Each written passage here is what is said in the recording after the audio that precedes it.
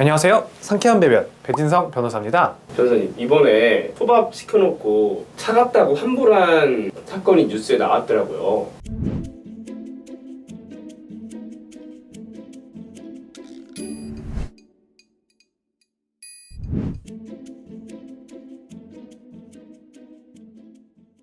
근데 이런 거는 뭐 처벌이 안 되나요? 사기나 그런 걸로? 네, 일단은 사기 혹은 업무방해가 문제가 될 것 같은데요.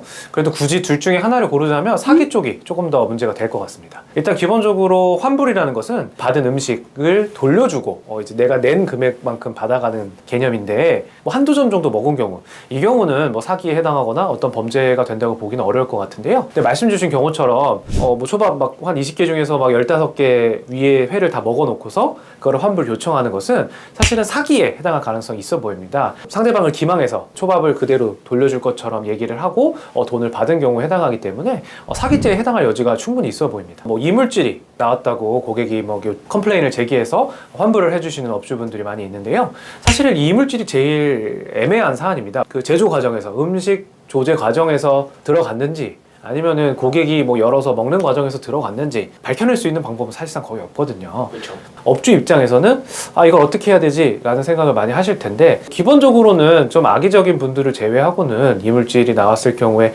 환불을 해주시는 것이 소비자 보호 입장에서는 조금 적당하다고 생각을 하는데요.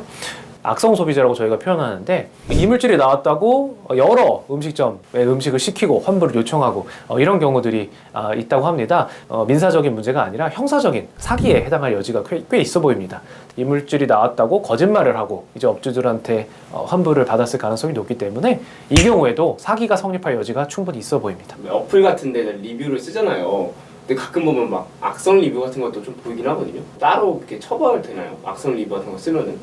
두 가지 경우에 이제 처벌이 가능할 수 있다고 보시면 될 것 같은데요. 첫 번째는 그 악의적인 리뷰가 허위 사실을 담고 있을 경우입니다. 그 음식이 왔는데 음식이 너무 맛이 없었어요. 막 이렇게 악의적인 리뷰를 남기는 거는 사실 처벌을 하기가 어렵지만 배달 앱의 요청사항에 뭐 배를 누르지 말고 아기가 있으니까 배를 누르지 말고 조용히 와주세요.